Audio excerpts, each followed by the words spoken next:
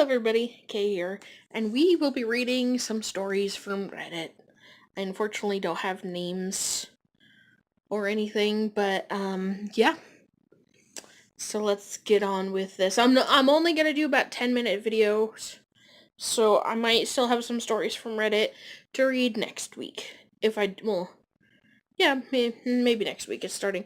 And I'm not sure how much of Vlogtober I'll be able to do because I'm not gonna be here quite a few days of the month. So we will see. Alright, you guys. Warning to the easily creeped out. You should probably avoid this, especially on Friday the 13th.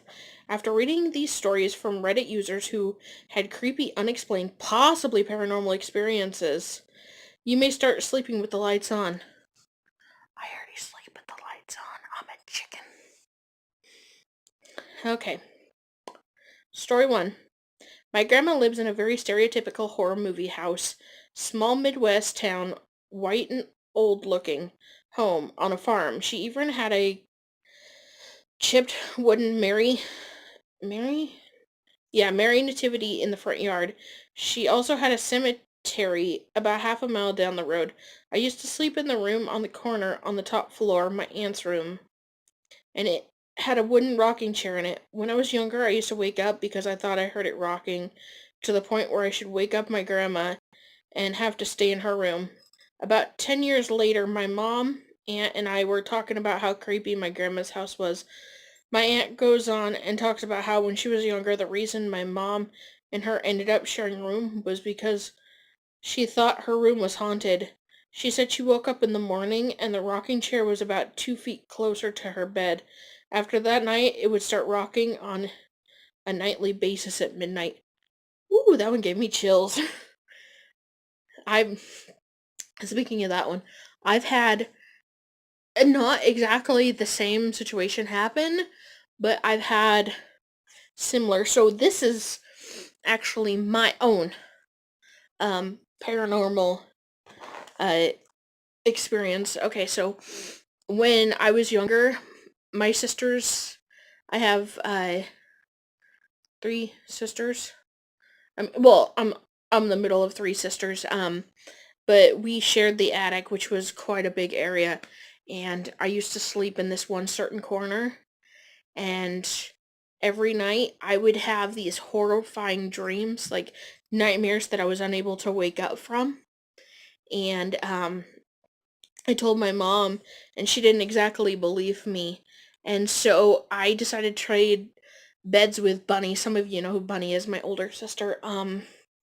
Anyways, and she had slept in my bed that night. And she had experienced the same thing. So, like that same day, I moved out of that corner of the room, and I stopped having these horrifying dreams. And a few days later, we were downstairs, uh, and you could hear things being thrown around upstairs. And in that specific corner, you could hear through the roof, like a rocking chair, just rocking. And never again, you guys. I actually moved out of the attic area. I was like, there was no way I could stay up there anymore. Yeah. Oh, I thought I heard something. Who knows? Okay, you guys. On to number 2. I might have more, if any of these, like, jog one of these haunted memories I've had, I will tell you guys. I might actually make, next week, personal paranormal stories by me. I have loads of them, you guys. Loads of them. Okay. Story number 2. Until a few years ago, I still had a flip phone. One day, I got a random call asking for some girl named Sarah. I told them they had the wrong number, and they hung up. For the next few months, for the next few months, I would get these calls asking for Sarah about once or twice a week, coming from different numbers and different sounding people. Sometimes they called me at 3 in the morning. One day I got a call, and like usual, I said, I don't know Sarah. After hanging up, I went to my contacts and hit redial, and the answering machine said the number did not exist. I went back through my call history trying to call on some other people that had called me about with the same results, the machine telling me the number does not exist. Every time I would get these calls, I would redial the number and still got the machine. I googled the numbers, but all I learned was that they were coming from North Dakota, Montana, and basically everywhere in the Midwest. The next time I got a call asking for Sarah. I said, "Oh yeah, she's right here." And the other person on the other end said, "No, no, she isn't," and hung up. Things started getting weird when I started getting calls from an unknown numbers calling me. Whoever or whatever the other end hung up the second I said hello. Once I got a call where they didn't hang up after I said hello, and I could hear somebody on the other end just listening, but they didn't say anything. I They didn't say anything, just something really uneasy about it. I've actually, oh my gosh, that jogged another one. Um, I remember having a flip phone. Um, me, Bunny had gone up the road to some neighbor's house we knew, and we went to call my mom, and we were on the phone with her, and suddenly we could hear this little girl talking. Like, I don't know if it was cross signals or what, but this little girl just kept saying hello. And we're like, hey, mom, can you hear that? And she could not hear it whatsoever. She could not hear this little girl saying hello, which was creepy. Yeah. Yeah. I remember. I'll save that for next week. Oh, oh. Yeah. Okay. Give me a second. Sorry. The clock was chiming 12 o'clock in the morning. All right. Okay, so let's go on to story number 3. All right. I was staying at the Flamingo Hotel in Los Angeles, oldest property on the strip with a sordid mob history. That might be it. I have really bad time reading words. I'm sorry. In the middle of the night, I woke up and saw a dark figure moving around the foot of my bed and coming up the gap between the twin beds. I hit the light and there was a full figure of a man in 60s sports blazer with blood all over his face. I yelled, "Go away!" and started flailing my arms in his direction. Just like that, he disappeared. I woke my friend on the other bed and my buddy said, "What the hell are you swatting at me?"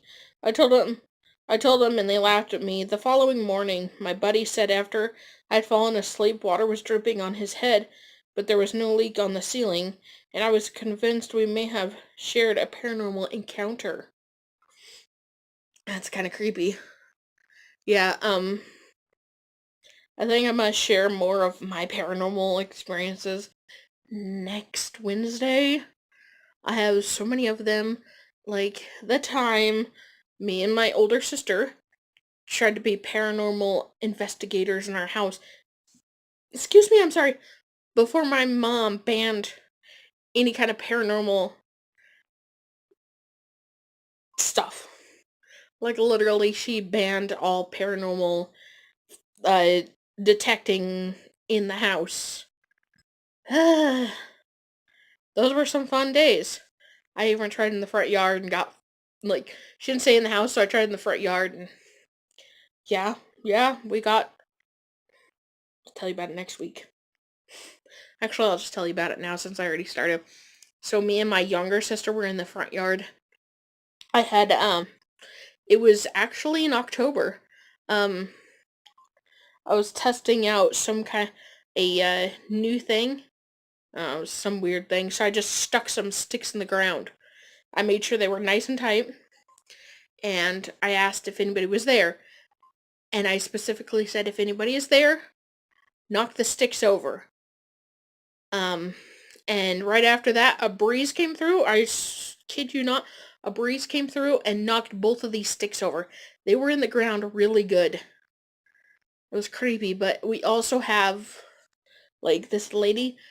She's actually navigated from the house outside area, but she's in a flowy white gown. Yeah.